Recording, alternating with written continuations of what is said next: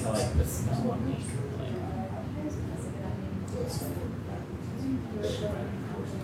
Yeah.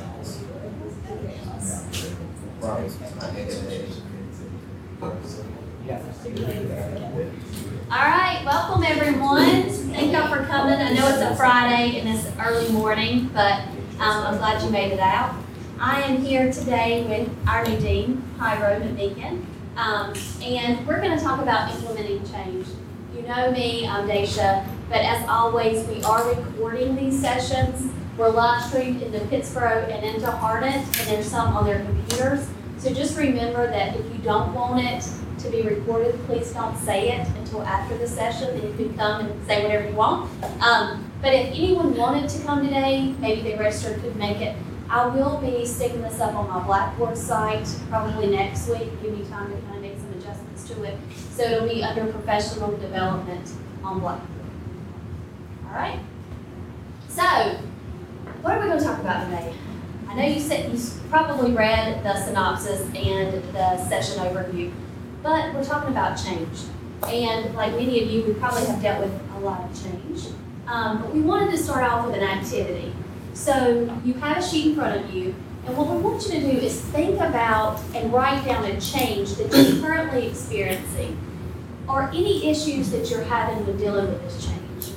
It can be something very recent. It can also be something that maybe you have had in the past and you would have wanted to deal differently with. And you could, at the top of it, you could write whatever the main focus is, but on the back, you could write down some answers to some of these questions. So here's some questions we want you to answer about the change that you have in mind. Is this the best time to present this change? You know, timing is important. Second, how does this change make you feel? What emotions come to mind when you think about this change? Thirdly, how many people or departments are involved? That's important. Who are your key players? What will occur if this change is not successful? So what's the risk that you face? How much information do you have about the importance of this change? And lastly, how much support is being provided when dealing with the change? Absolutely. You don't have to share. You don't have to share out No. loud. Yeah. This is for you. For you. And think about this as a reflection as well, because we all sometimes have things that we don't want to share with others. That's okay. Think through it, because through your perspective, maybe you'll come up with a really great answer. So we give you a couple of minutes just to think.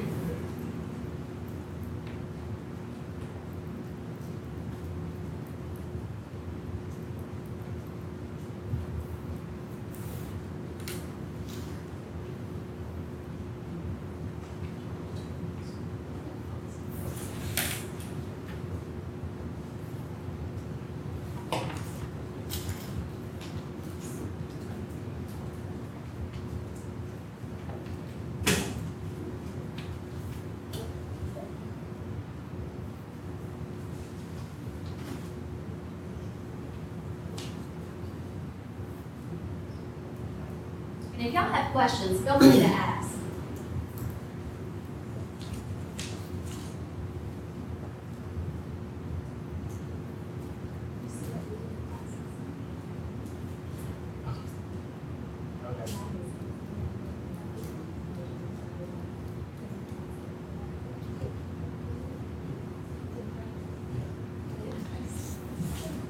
Yes. Like leadership myth. Oh, we'll get to We'll that. talk about Yeah, it. yeah. So we're just writing. Pretty much the top and then on the back. Yes. I got it. Yeah, great question. And so it could be a personal change, it could be a organization you may be a part of outside of work, it could be a change at work, it could be something that's coming down the pipeline, something you're in charge of, something you're just a part of.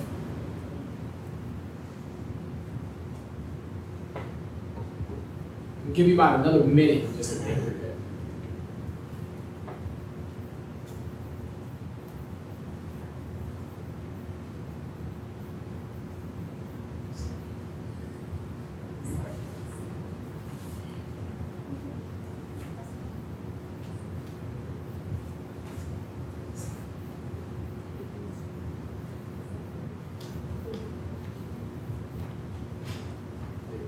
And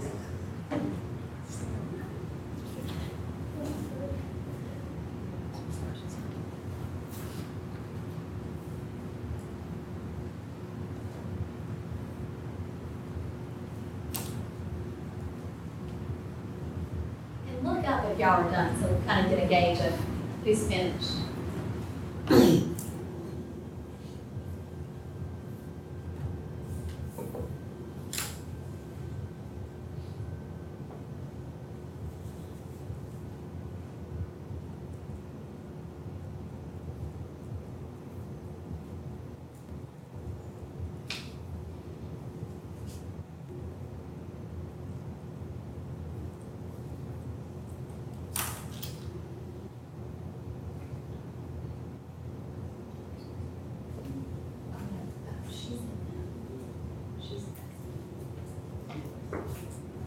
Oh, okay. On this one. This first one. Okay, so we're gonna keep moving on, and then we can come back to some of this. And so some of the questions we're asking, they're gonna tie into the rest of what we're gonna be talking about. But even this like first question, so even like this first question, it's like it's the best time to present this change because something that's known is that a good idea at the wrong time is just as equal to a bad idea. So sometimes you have to pick the right time to do that. Sometimes you get it, sometimes you don't. It takes practice, and it's just one of those things. So we'll go through some of these questions, but we'll look at how they are intertwined with everything else we're going to look at. So what we're planning, we're going to try to define change as just textbook definition as much as possible. We'll talk about some challenges that you may encounter when you're engaged with change. We'll talk about some leadership myths. There's some myths that people have when having to implement change, and that's sort of what the title is coming from, implement change from any position or title, because you could be at any position or title to engage with change, but it's like some people don't believe that, and that's what we're going to talk about. Also, identifying some people that you may encounter. You're going to be one of those people, and where you fit in that mix. And then there's some change models we're going to share with you. We're not going to go through every single part of it, every detail, but we'll give it to you so that way you can have it at your own time to digest. And then we'll leave some room for discussion and suggestions, okay? So why does this matter? I mean, why are we discussing this and having an hour-long session about change? Because it's happening all around us. Change is not something that happens once in our lifetime, but it's constant. You're always evolving. Without change, we'd all be stuck in the same position that we first accepted out of college or high school or wherever we came from. We would also maybe have never left the place that we grew up, or challenged an idea, or offered a better way of doing things, especially in our jobs and in our personal lives. But while change happens every day, all day, and often in a blink of an eye, it's not always easy. If it was, why would we be doing this session? So the things that you're dealing with, when you wrote down that change that you're working through, just remember that we understand it's not always easy, but it is something that has to be done. Another thing that we need to think of with change, it's not always something that's happened in work or, in a situation with our bosses. Sometimes it's just personal things like diets. I mean, if change wasn't important, why would we all be on this diet plan? Or would there even be smokers still around us? Change is hard. We realize that. But we also have to remember the people side of change. Because in all of these instances, there are people that this will either, it could be a positive change, a negative change, but there's feelings that are involved. So we have to remember those that are part of the change, give them the support they need, and also be there to listen if they do face stumbling blocks. Because like many of us, we have faced stumbling blocks. Sometimes it fails. That's why we create a new diet plan, or that's why we go through a whole nother evolution of something. That's okay, but just be there, be supportive, and give guidance where needed.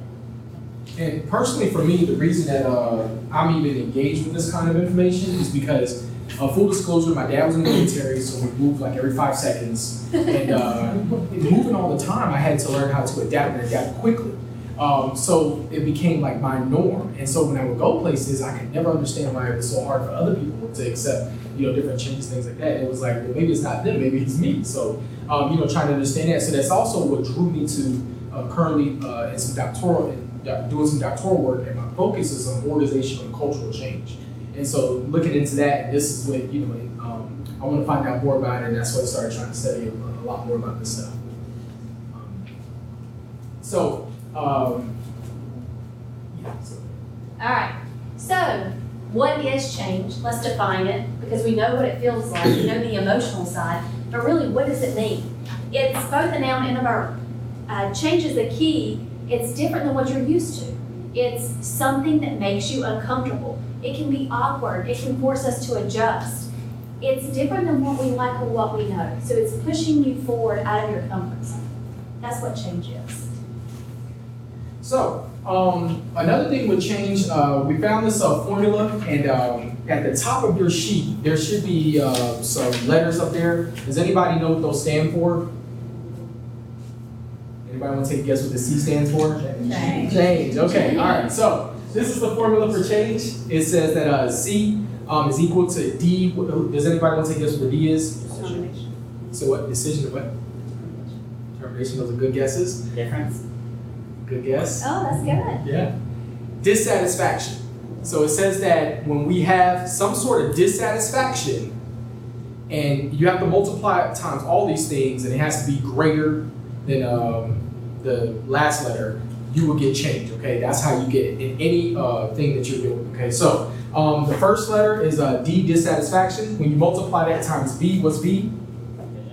Vision. Vision. So you have to have a vision. You have to be able to imagine what else is possible, okay? If you can't imagine that, nothing's gonna happen. Nothing can go forward, okay? Because the brain has to make the first step.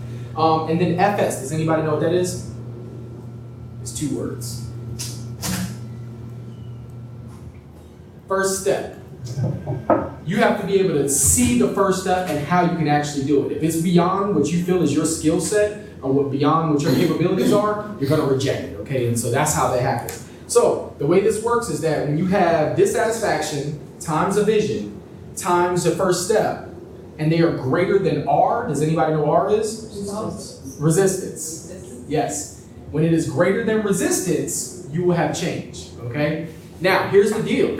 You have to have all 3 of those. If you're missing one, it counts as a 0. And everybody hopefully remembers multiplication. Multiplying times 0. Right. So that's what's going to happen. So if you're missing one of those, it's not going to work. So that's what you have to look at. So that's a nice little formula that you can look at. Think about anything that you want to change, the one that you wrote down. Think about, do you have a vision for it? Do you have a first step that you can actually do? And are you dissatisfied? Because if you're not dissatisfied, you're not going to do anything about it because you're just going to keep going with what you got, okay? All right. So let's talk about some of the challenges. We all know, like we said, change is not easy. You're going to have some challenges along the way. So let's talk about what those are. And this came from John Maxwell's book, 360-Degree Leader, the tension challenge. And I think we can all sort of relate to this, hopefully not in your current position, maybe, I don't know.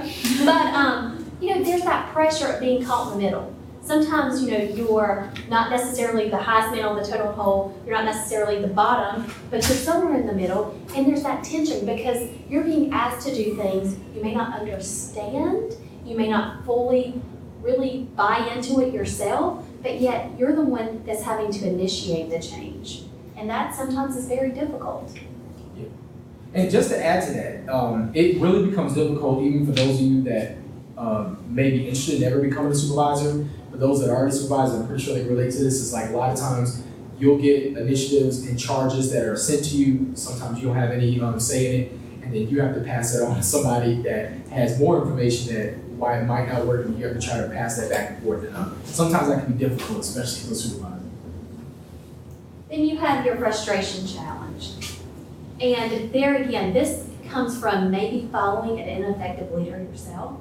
So you can be in an organization where you have a leader that is supposed to provide guidance, support, answers, but they're ineffective. They may not ever make up their mind. They may be indecisive.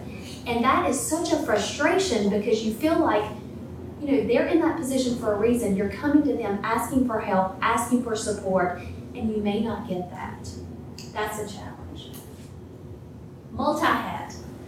And we probably all can understand this. We're always juggling. You have so many different projects, maybe people, students, co-workers, things that you're doing on a daily basis that you feel like there's just not enough time in the day. There's not enough of you to go around. I know myself, I'm a mom. I teach as an adjunct and I work here full time. I often feel this challenge because I feel like, why can't I just have a clone or a nanny? Nanny would be great, but there's just not enough of Daisha to get everything done in the day's time and to feel like I'm doing it at the capacity that I need to.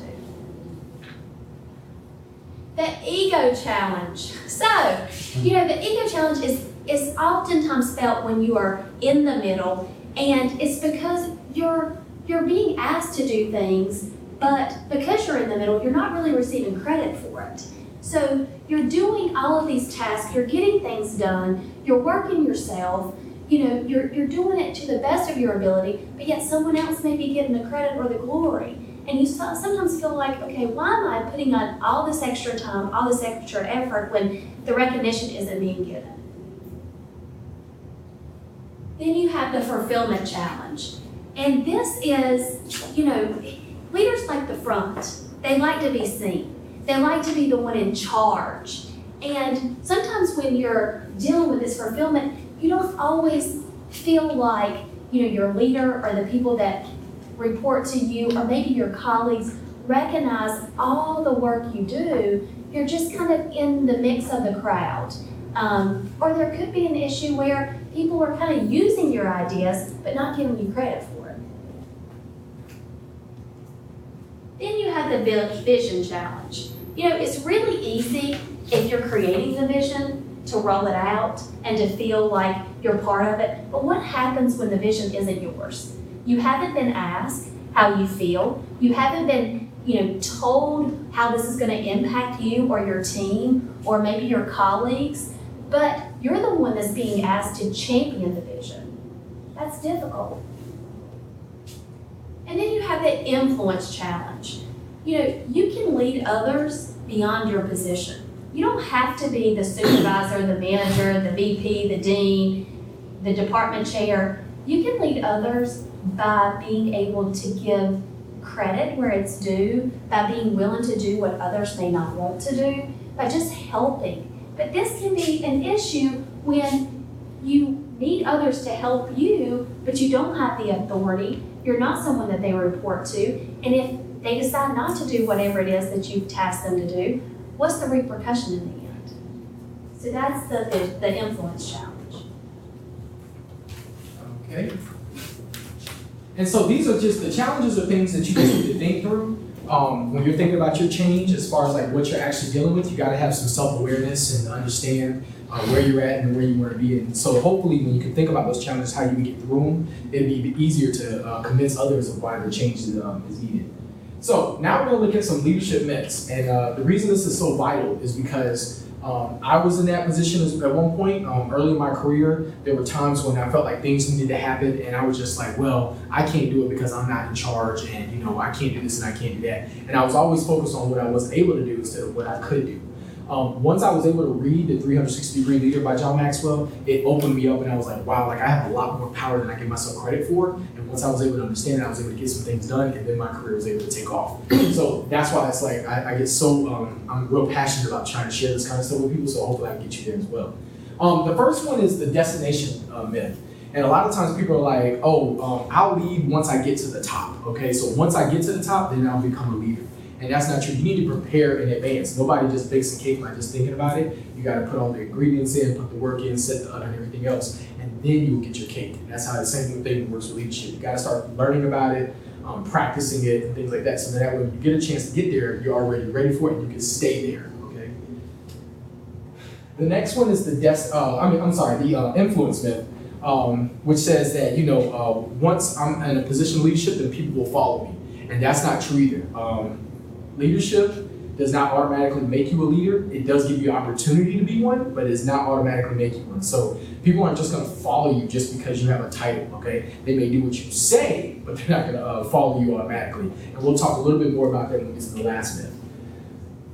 The control myth, and this is, once I get to the top, I'll be in control. And that's not necessarily true as well because, there's gonna be some things that you're gonna be able to handle and there's gonna be some things that are not. We get thrown stuff all the time that has, we didn't even see coming and things like these. And these are adaptive challenges that we have to take on. And so, because if we could predict everything, we wouldn't have any issues, right? Because we take care of them before they happen. But so a lot of times people think like, oh, once I become a leader, I'll be in control, I can do this, I can do that. And it doesn't necessarily work like that because I'm telling you right now, anytime especially when you're leading others, like that is, humans are unpredictable, okay? They all have their own things. So it's like you do the best you can with what you got, okay? The freedom myth. And this is like, oh, once I get to the top, I'll be free. I get to do whatever I want. And that could be further from the truth, okay? Because the higher you go, the more responsibility you get, the less risk you can take because it affects so many other people. Like anything that you do is going to impact others, not just yourself. It can impact somebody's livelihood. It can impact their job, long-term, things like that. So you have to think more in that room. So the higher you get to the top, the more you're responsible for. It's harder. So you have the lower you are in that structure, the organizational structure, the more freedom you actually have to try different things. You can fail a lot more often. You get a lot more opportunities to do some things. The potential myth. Some people believe like, oh, I'll reach my potential once I get to the top, and it's like, no, your potential is now. It's what you make it. So the conversations that you have with your colleagues, your coworkers, whoever you're working with in any organization, that influence that you have with them right there, that's your potential. Use it, okay? I read this funny thing one time about history, and it said that, people always like to say like, oh, if I lived back then, I would have done this. It was like, well, what are you doing now? Because whatever you're doing now is what you would have been doing back then as well. So you got to think about it like that. So the potential there. Second to last, we have the all or nothing, and this is sometimes people feel like, well, if I can't get to the top, then I don't want anything to do with leadership. So if I can't be the director of my department, I can't be the president of this school, if I can't be something, then I don't want anything to do with leadership. But chances are, there's very few people that get there, okay? So there's a lot of other people that work and help support that vision or mission or whatever that organization is trying to do, and you gotta think about it like that. You may not be the main point person. You have to be that, some people need to be comfortable being the second or third in command that are helping the overall organization get to where they need to be. It doesn't necessarily have to be the first person, so there's something to think about. The last one is the most prominent, and this is the, why am I trying to blank? It's okay. I forgot. I'm drawing a blank. It's something about the front, being in front. Yeah. Say what? It's a position. Position. Yeah. Golly. Thank you. All right, so positional myth. So a lot of times people feel like, oh, okay, if I can't be in the front, if I'm not going to be that person, like I really don't. And again, they think like, oh, if I'm not in the front, I'm gonna be, I don't want to do nothing. It sort of relates to that all or nothing. But the thing is, it's like you are powerful from wherever you're at. Okay, so if you can influence the people beside you, there's more power in numbers. You can do more, that grassroots approach where it's like, hey, I'm gonna work with you, we're gonna get this done together, versus me just trying to do everything by myself. And a lot of times people fall victim to that, especially when they're trying to be in a leadership position as far as trying to initiate change. They're like, okay, well, if I'm not that first person, and I don't wanna be that second person, and I can't influence the people beside me, then I'm just not gonna do anything, and that's not true. You can do a lot more from where you're at in any position. Like, I don't have to be the president to affect change at this school. So I don't have to be the chairperson of a committee to affect change. Like if I can get more people bought in to what we're trying to do overall, we'll be able to do it. All right, so now we're going to talk about the change characters. And there's basically 3 types of people that you're going to deal with when you're initiating change. You've got your momentum breakers, your momentum takers, and your momentum makers. And you'll see the percentages of all of these that are in your organization or maybe in your personal life. So with your momentum breakers, let's talk about these people. Hopefully we don't have a whole lot of them. And if we do, I hope that they're starting to change already. This is your bottom 10% of the organization. They are the ones that will sabotage the leader or the organization. They will zap the change momentum out of any idea that you create. They have a terrible attitude toward change. They don't even want to deal with it. They're just kind of complacent. They come in, they're just ready to get a check and leave. These individuals often feel that they're inadequate to implement a change. They're scared that they may lose friends or coworkers or respect. They feel that they are the only ones that see the issue, and they're often overwhelmed and think, how am I going to manage all this or find ways to get it all done? So that's your breakers. You then have your momentum takers, which is the middle 80% of an organization. These are the people that take things as they come. They never create nor diminish momentum, they just kind of flow with it. So that's your takers. Then you have your top 10% of the organization, which is your momentum makers. These are the people who will move change forward. They create momentum, but they also make progress. They also move colleagues along and create energy. They want to get the team together and get everything done, especially when the teams, sometimes they get discouraged, they're tired. These are the people you want on your team. They're going to create that energy. They're going to keep it, in the team so that we can push forward. All right, and so this was definitely from John Maxwell. This is from another article, and I don't know how to say the last name, so I'm gonna I'll give it to you, but I just don't know how to say it, so I'm just gonna go about it. All right, so, but this was an article based on change, and it talks about these change characters as well that sort of relate to this. So it says that 8% of any organization, any situation has a trailblazer. Okay, so 8%, if there's a group of people, 8% of them are going to be a trailblazer, meaning that these are the people, they ask no questions, it's a change, let's go for it, let's go do it. That's just what they do, all right? Then they have the optimists, which are going to be like, oh, why are we doing this? Okay, yeah, let's go make this happen. I just need to know why we're going to do this, all right? And so that's the optimists. Then a majority of people fall between early and late settlers. And so the early settlers make up about 34% of your group. And so what they're saying is they just need some more details. Like they want to know why, and they need a couple more details. They're willing to do it, they just need some more details, and that's what happens. The late settlers, these are people that will do it once the crowd starts moving towards that. So once the group as a whole starts moving towards that, then they'll say like, hey, I'm willing to go with it. I just need to make sure that this is the right decision and everybody else is going to go with it as well. And that's usually it. These last two are the people that are going to resist it as much as possible. So you have about 8% that are called your stay-at-homes. Now, they'll resist and they're just saying like, I'm just not going to do it. I'm not going to stop you from doing what you're doing, but I'm just not going to do it. I'm not going to be a part of the situation, okay? So that's what that is.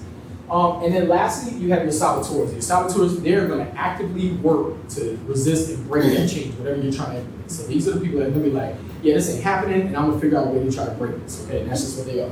So in all of these, here's the deal. You all wrote like a change on your paper, and you have something in mind, and you're one of these people somewhere in that process, right? More than likely, because it's something that you want, you're probably going to be near the top.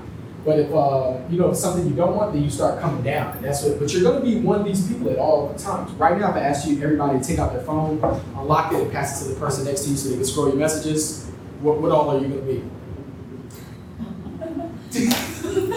What would you be? What would you become?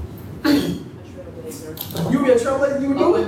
Okay, so I got one trailblazer. What about the rest of you? Home. Yeah. Stay at home. I'm stay at home. Stay at home. Stay at home. I'm gonna stay at home. You want to read the messages? Okay, all right. So that's what happens. So this is more contextual, depending on the situation. You're gonna be one of these people. But once you understand what those people are, then you can deal with them accordingly. This is generalization, and it's not gonna be pinpoint whatever, but you at least have some idea where they could be.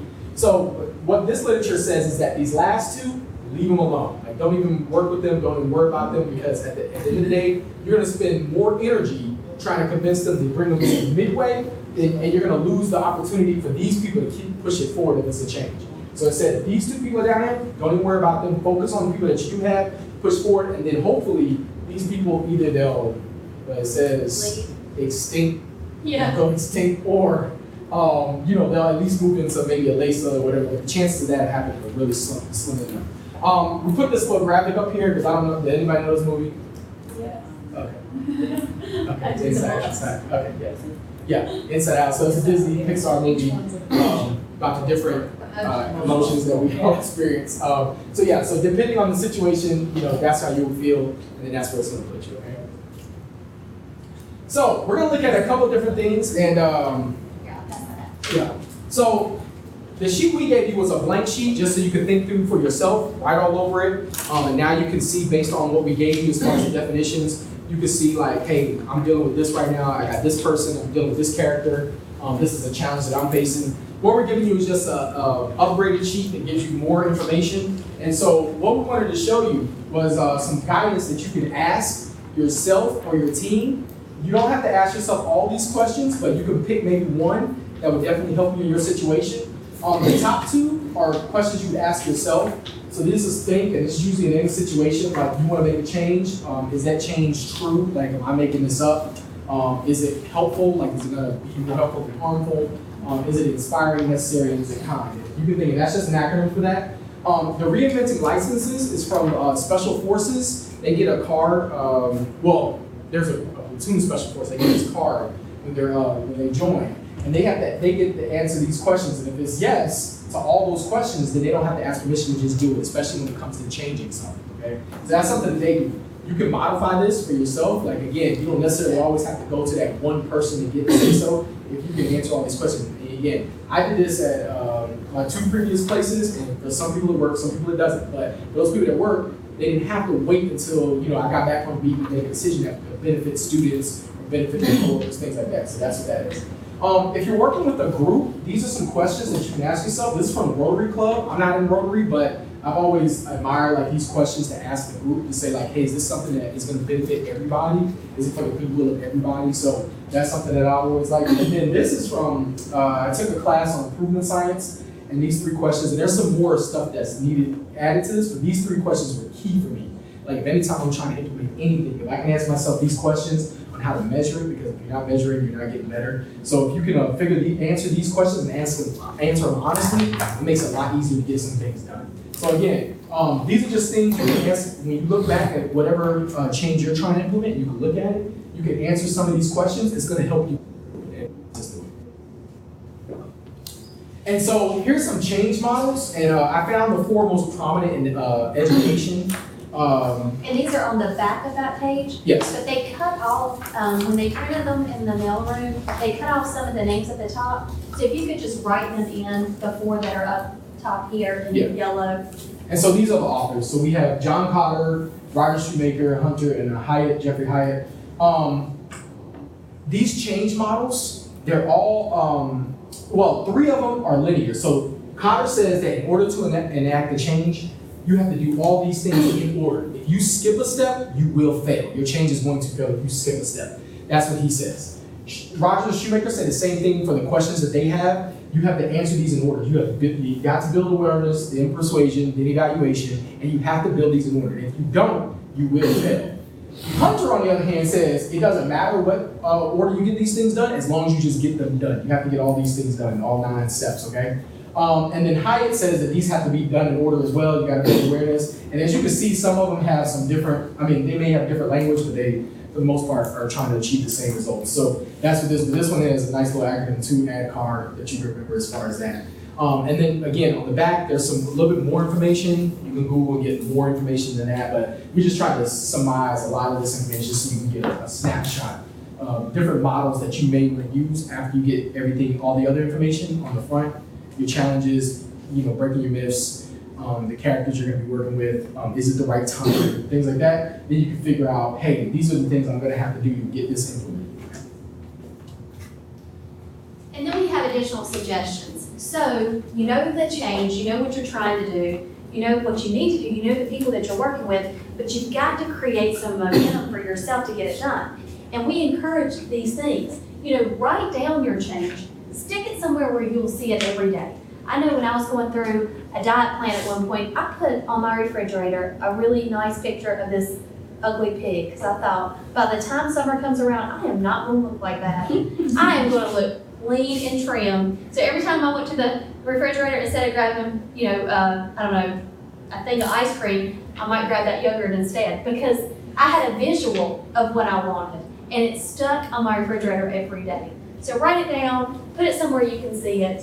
Also, maybe you have one professional goal, one personal goal. What is it that you want? Not everything has to be about work. Maybe there's something you're trying to initiate in your personal life. Make it true to yourself.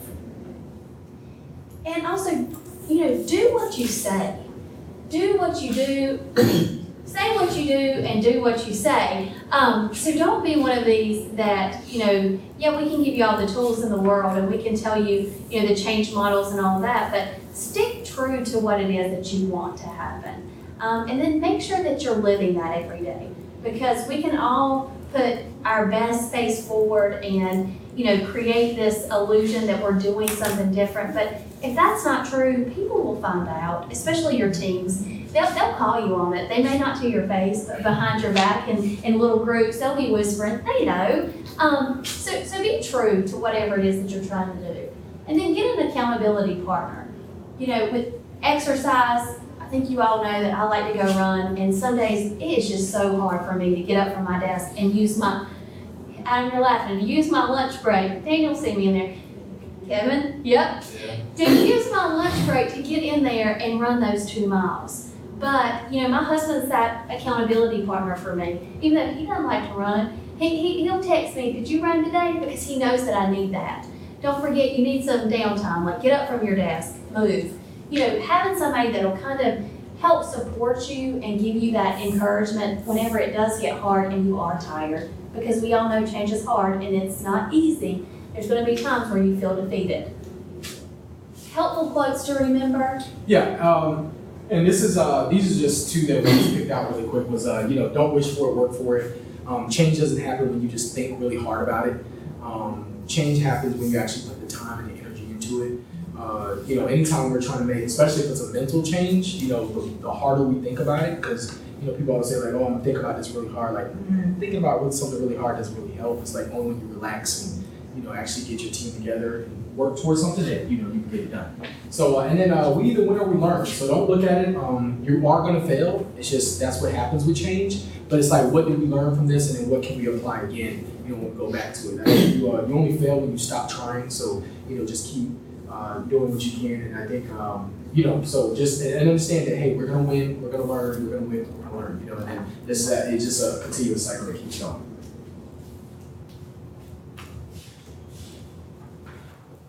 So just to summarize, thinking about the change, we're hoping that you can use some of this information and think about how it can possibly empower you, especially with the change that you came up with. Hopefully we're able to show you, to take care of some of those challenges and myths, that some people have and think like, oh, okay, like I'm not at the top, so I can't do it. No, you can do a lot from where you're at. It's just a matter of, figuring out how to do that. Who are your change characters? Who are your makers, your breakers, your takers? And in that situation, how could you help them along? Who's the saboteurs? Who's the stay-at-homes? Who's the early settlers? Like, who needs a little bit more information to get that ball rolling where you want it to? And then think about the questions, those questions we showed you as far as asking yourself the right questions. And then the model, again, those are just models to help you, doesn't mean you have to use them. Those are just things that, Cotter has been very successful in all kinds of Fortune 500 businesses, and that's like the model he came up with. He's from Harvard and all this other stuff. And the other people are from different places. They all have, something, but use the one that gravitates towards you. If it doesn't, then that's fine as well. Just think about that. And then, and we're hoping that you were able to see that, because that was our learning outcomes, and hopefully you were able to get that from this. And then, what questions